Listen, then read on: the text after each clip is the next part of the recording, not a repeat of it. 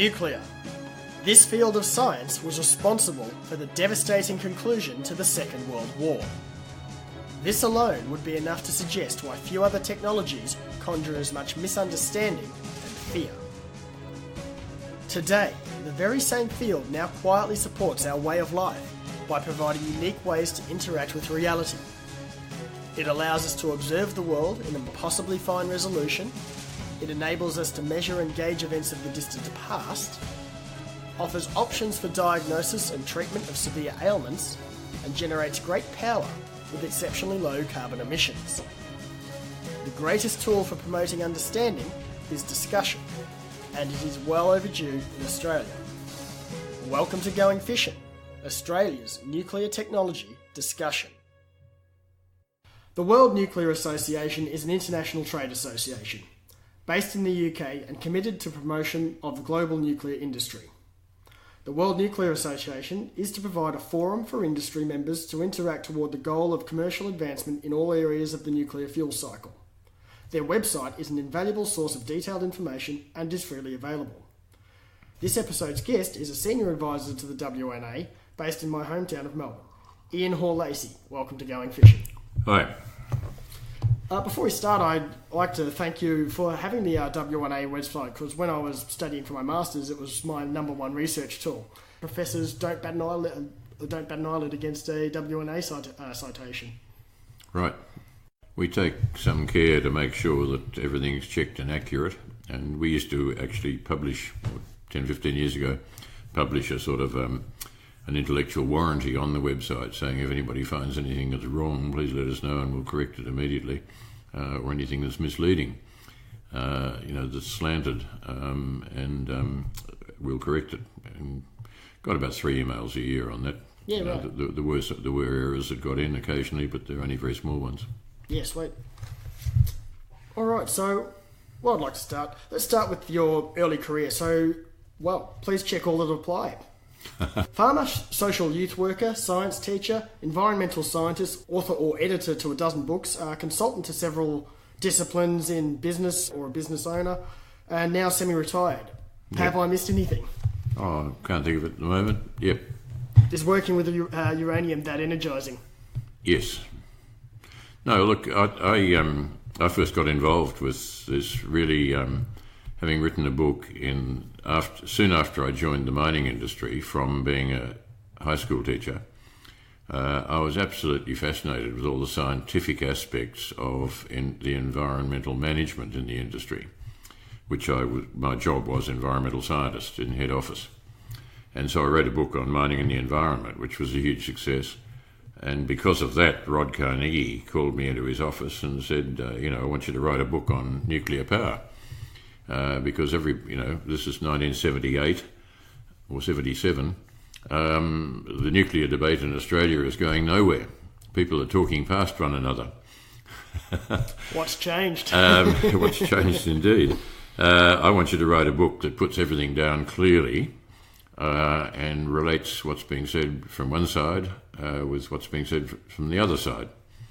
And so that anybody can understand, the pro and anti things and how they're earthed in reality. So that's a terrific idea, Rod, but I don't know the first thing about nuclear power. He said, that's all right. I've got Ron Hubery over here who knows all about nuclear power, but isn't very experienced in writing. He'll work with you. So the two of us worked together and published the first edition of Nuclear Electricity in 1978. And that was a great success. And the 11th edition of that was published this year. The last 7 editions have been over my name only, because Ron's older than me and retired earlier. Yep. And so 40 years down the track, 11th edition. And that's how I got into it. I was just absolutely fascinated by nuclear power then, and even though I didn't move fully to work with nuclear and uranium for some years after that, like about 15 years, I was still fascinated and still kept my nose in the subject very much and kept a little bit up to date with it. Very good. Evidently, your involvement in nuclear only sort of scratches the surface of your experience. Could you tell us a little bit more about your knowledge of sort of environment, farming and mining? Well, environment and mining and the environment, my first job in the industry was as environmental scientist. I was the first head office environmental scientist in the Australian mining industry. There were people out there in the bush doing stuff, obviously, but my role was to be a generalist and to write and to inform management very much about what were environmental concerns and, broadly speaking, how they might be addressed. That meant water pollution, air pollution and land management, particularly revegetation of mine sites. So that was how I got into that, and I was in that role for about 5 years. So you're also employed in several capacities with CRA Limited for close to 20 years. So firstly, who was CRA Limited and who are they now, and what were those roles?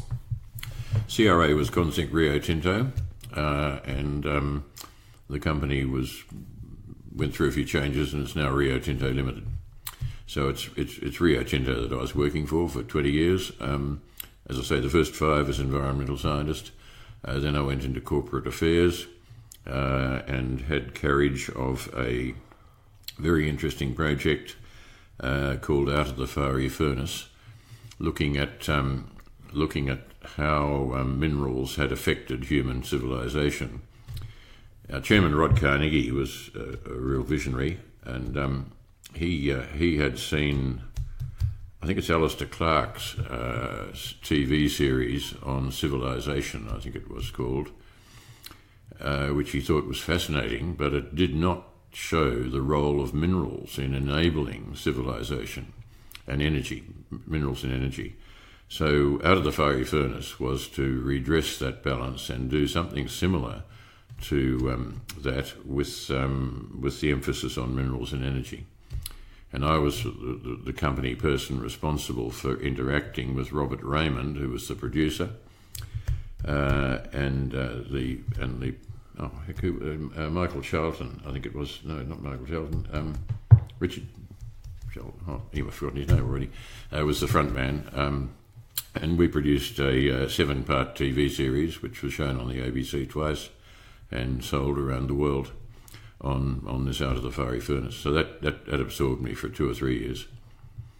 And then I got into corporate training and organisational development roles and so on. And also interaction between the mining industry and industry more generally and the education system in the Dawkins years. So I actually ended up on Dawkins Schools Council, which was part of the federal education initiative. Right. It's something I remember because I used to work in mines myself, and you'd have conversations with friends, and there'd be a bit of joshing and whatnot. I remember one of my friends once said to me, "Well, you're working for a mining company. That's sort of a bit environmentally irresponsible. How do you cope with that?" And I just sort of remembered they wouldn't be mined if there was no market for them. And the fact is that they're mined means that people need them, people use them. If you want to run a world in which we live, we're all complicit in this activity. You can't just say that someone who's a miner is any less responsible to the use of resources, to the use of mining, as compared to anyone else who lives in a sort of a current society, or at least that's the way I sort of see it. Of course. Yeah.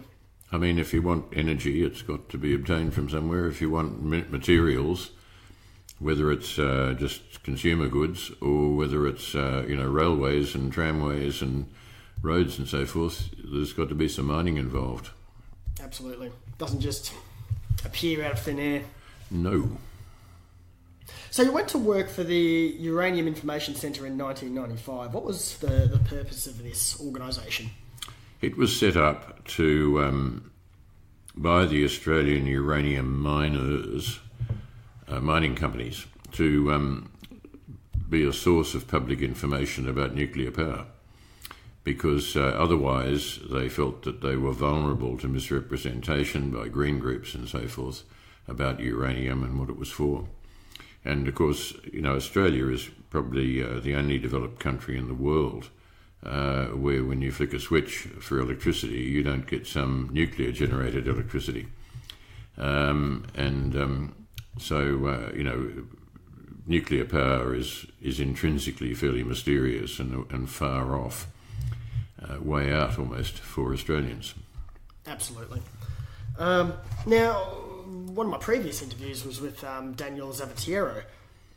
Was the Uranium Information Centre, was that the body that became the uranium arm of Minerals Council of Australia? Yes, it became, while I was with it, and in the process of transferring to London gradually, it became the Australian Uranium Association, and that was run as a very sort of politically oriented body, and it achieved its aims very, very well. And having achieved those, it was felt that it could be be amalgamated with the Minerals Council and basically shrunk down to Daniel. Are you able to give us a bit more of maybe the specific day-to-day work you did with that particular organisation? Mainly keeping up to date. It basically the same. I did pretty much the same work over the 20-something years that I was with UIC and then merging into World Nuclear Association. And that work was basically keeping up with everything that's going on in the nuclear industry, particularly nuclear power, but also to a small extent isotopes and medical uses and so on, research reactors, working out what was significant in that and writing it up. Very good. So Australia, it's a heavily resource-driven economy boasting the world's largest share of uranium, which we mine for export, but we don't use ourselves, excepting some very trivial amounts used at Opal. So how did we sort of get here? Can you give us a broader crash course in Australian uranium history? Well, it really started, I guess, in World War II with the atomic programs, particularly the British atomic program. Australia was known to have some uranium, and that started to be mined, I think, in the 1950s. I've documented all the figures somewhere, but I don't have them in my head. That's fine. But Rum Jungle was the first mine, and that was basically run by the Australian Atomic Energy Commission, which became ANSTO later on, but in collaboration with the British, who were the customers. And then also the next mine online was Mary Kathleen in Queensland, and that was also with the British Atomic Energy people as customers. And then there was a second phase of uranium mining which started in the 1970s with Ranger, and there was a big public inquiry, the Ranger Uranium Mine Environmental Inquiry, I think it was called. The Fox Report, I think was the short name, yep. The shorthand name. Mr. Justice Fox was in charge of that, and he produced the Fox Report. That was a very, very thorough public inquiry into the whole of the nuclear industry, and of course at that time it was made very clear that any further Australian uranium would be used only for power generation, not for weapons. And things have rolled along since then, with various mines being opened and Labor governments having a 3 mines policy and then dithering around on that. But there's been a fair bit of flux, but basically I guess you could generalise and say there's been pretty much bipartisan agreement since the 1970s that Australia should be mining uranium and should be supplying the world with it to generate electricity. So bipartisan agreement just for sort of the front end, or that aspect of the front end part of the fuel cycle, not so much on the actual power generation and what to do at the back end. No, that's been subject to a good deal of fear mongering over the years. And nobody's really resisted that, because Australia is uniquely well placed in the world with high quality black coal close to where the main electricity demand centres are. Queensland, New South Wales, Victoria, it's been brown coal. In South Australia, it's been much lower quality coal, but there has been some. West Australia, relatively little. But in the eastern states, there's been so much coal which has been easily mineable and very convenient. You haven't got to transport it very far.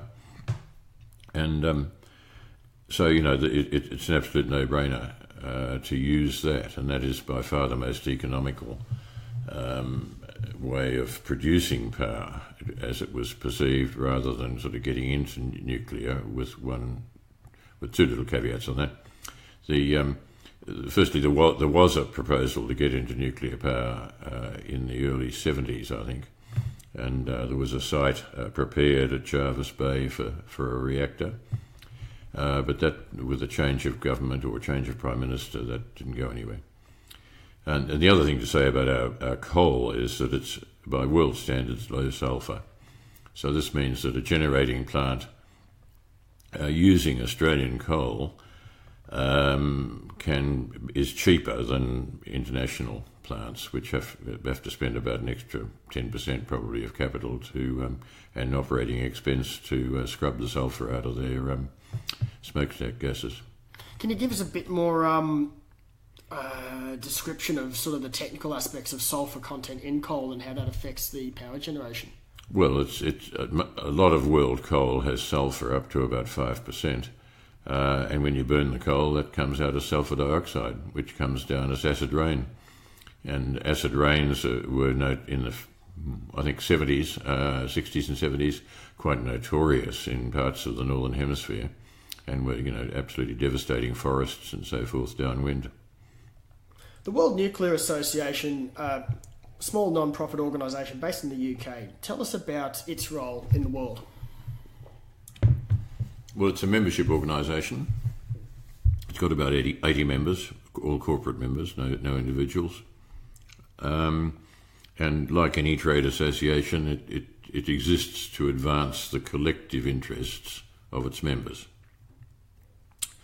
And so it has working groups which consider issues of mutual interest across the industry, and things that need to be talked about and resolved, and knowledge taken forward and so forth.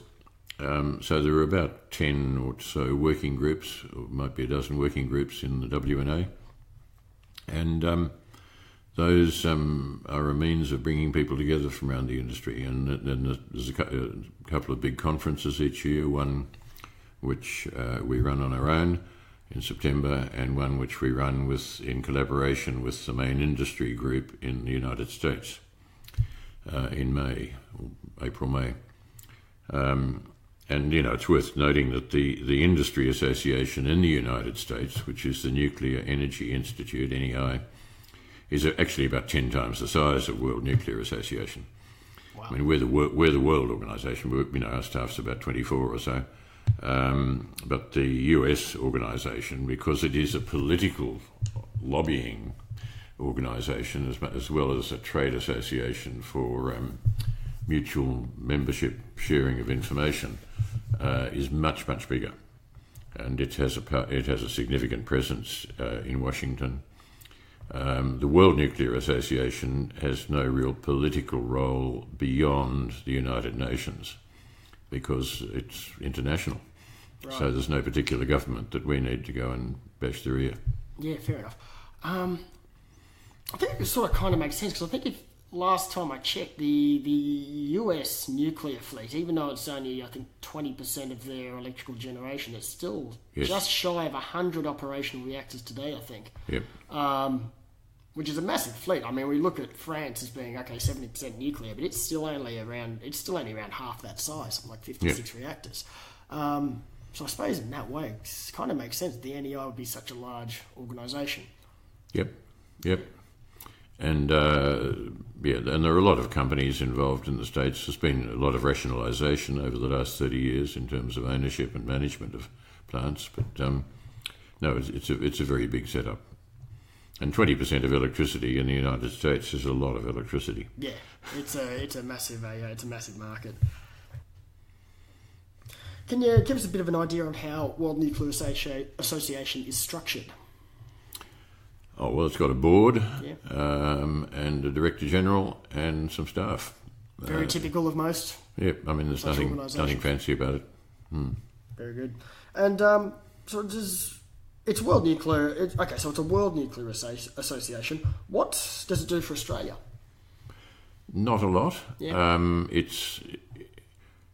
Its origins were very much in mining and trading, and it was originally called the Uranium Institute, and it became the World Nuclear Association, purely a name change, no function change, in about 2001.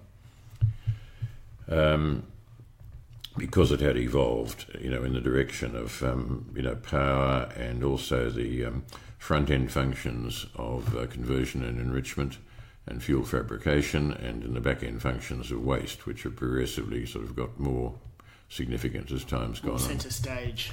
Yep. I mean, nobody was worried about waste initially, except everybody knew that, the high-level waste, highly radioactive, okay, well, take it out and let it cool for 50 years, so worry about it after 50 years. And the reason for that, obviously, is that between when you switch a reactor off to take the fuel out and 50 years, the level of radioactivity goes down to about 0.1%. So it's obviously much easier to handle at the 50-year mark. So the idea has always been just to store it and then worry about disposal much later on. The delay and decay method. Yeah, pretty much. But it's so that's why, now that we're 50 or 60 years into the history of nuclear power, waste management and waste disposal is becoming much more a focus of attention. Some of the main members are actually the generators. They're the ones with the big cash flow because they're selling lots of electricity.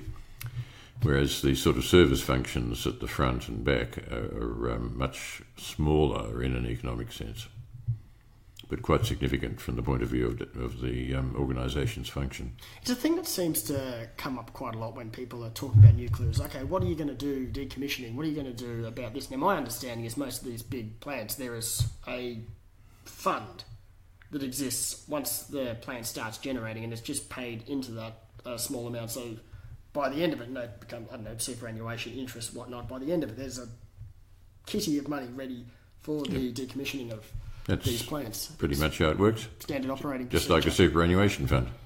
Yeah, sweet. Except that the life is often a bit more predictable.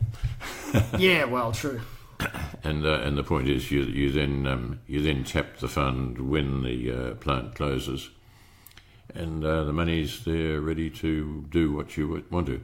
Now, most plants are not dismantled immediately. Once they're taken out of service, mostly they're obviously defueled straight away, but beyond that, usually, more often than not, nothing much else is done. And the reason for that is that you've got a lot of activation products in the steel of the reactor pressure vessels and so forth.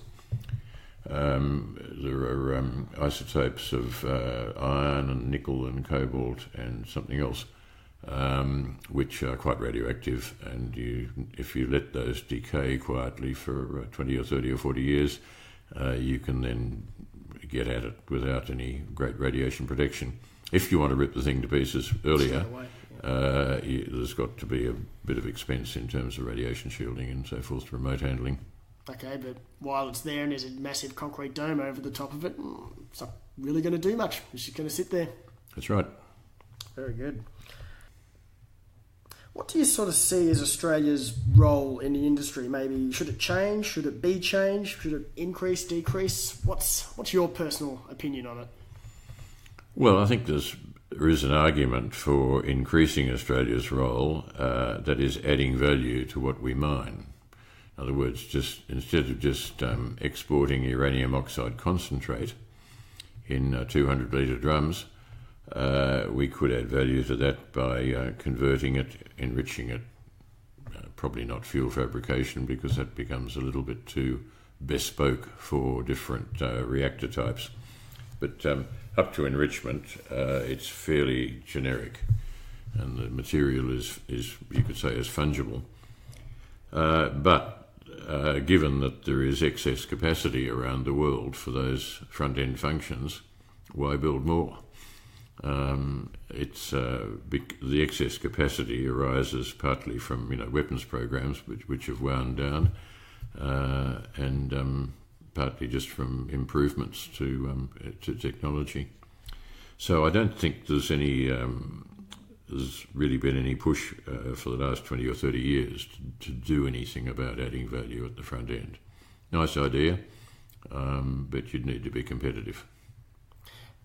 On that, actually, because I'm not actually sure where they're at, and I haven't sort of followed up on it, but SILEX was a mob that was, well, essentially they had an idea of enriching uranium through a method of laser enrichment, which is, it had some grandiose claims. I think they suffered they had some funding, and I think that's been taken away from them. Do you know sort of much about what they were on, about where they were and where they are at the moment?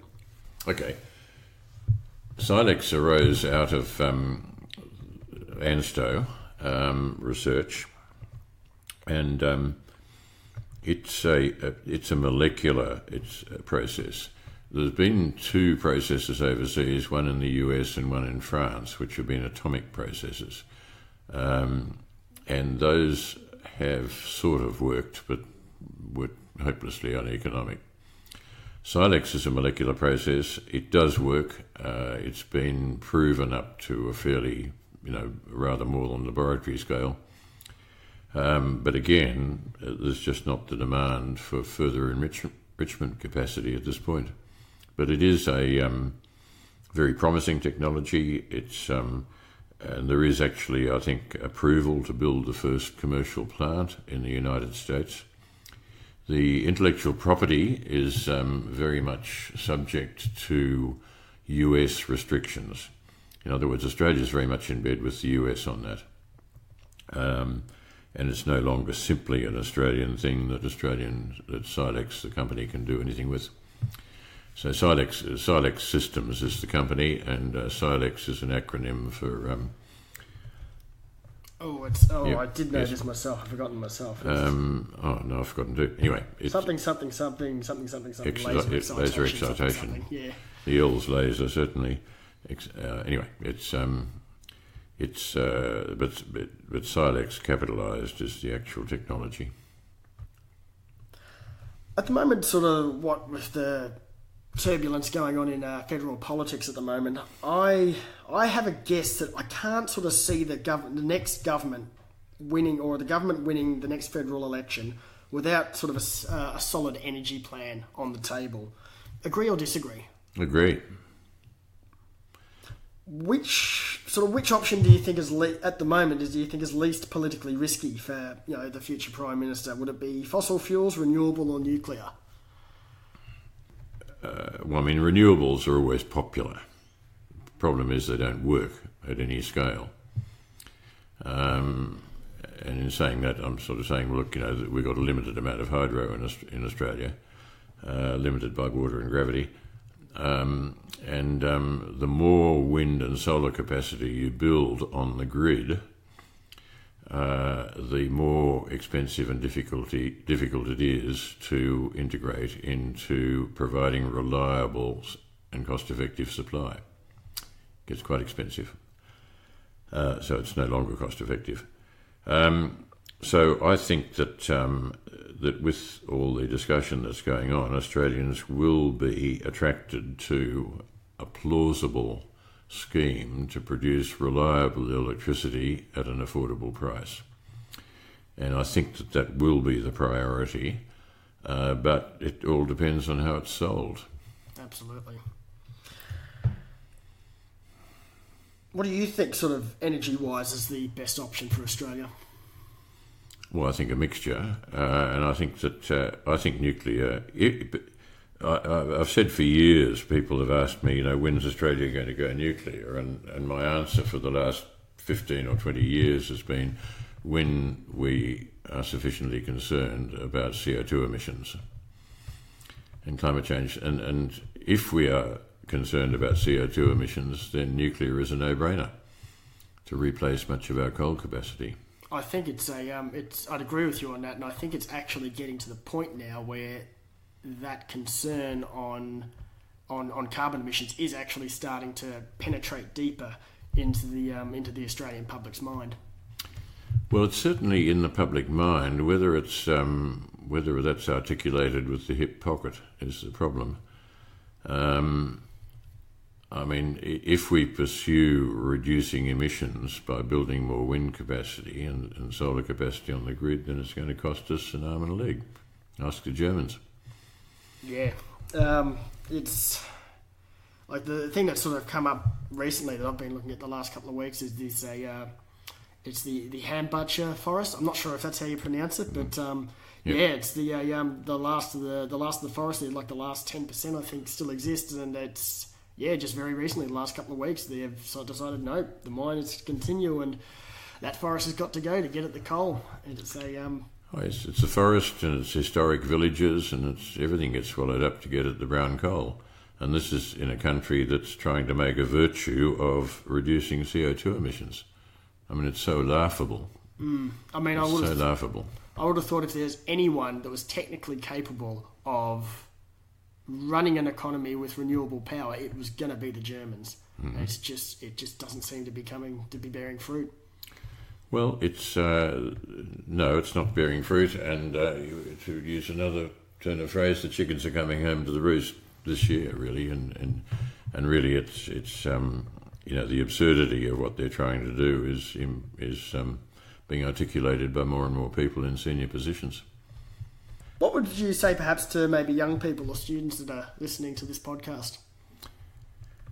I'd say that look out for the future possibilities with nuclear, because it's just an exciting technology, and it's got to be the way we go if we are concerned about the environment. And I don't mean just CO2 emissions and producing probably some global warming, but also just general environmental cleanliness. The coal-fired plants in Australia are pretty well controlled environmentally, but there's still pollutants coming from them. And from a nuclear plant, there's virtually no pollutants, and that you also have a very low footprint, so it's unobtrusive. And particularly if you put them along the coast, you don't need cooling towers. They produce lots of reliable electricity, and it's just a very exciting technology. I think that you can get so much energy out of so little material. So for students, I'd say, look, keep an eye on nuclear power. It's most exciting, and if there's half a chance, get into it. Excellent.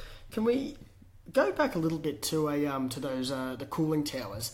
So, because I think we spoke about this a little bit yesterday, you can have the cooling towers as an option for your cooling water before you discharge it back out into the environment, but it's not always necessary to do it. There's not really any technical reason why you can't have cooling water discharged out into a local water source. Can you tell us a bit more about that? Yeah, well, you use the term before you discharge it back out into the environment. The point with cooling towers is you don't discharge it into the environment. You keep cycling it in your condenser circuit.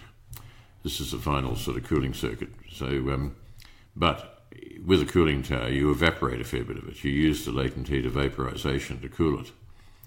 And it means you've got to have constant make-up water to keep the quantity up.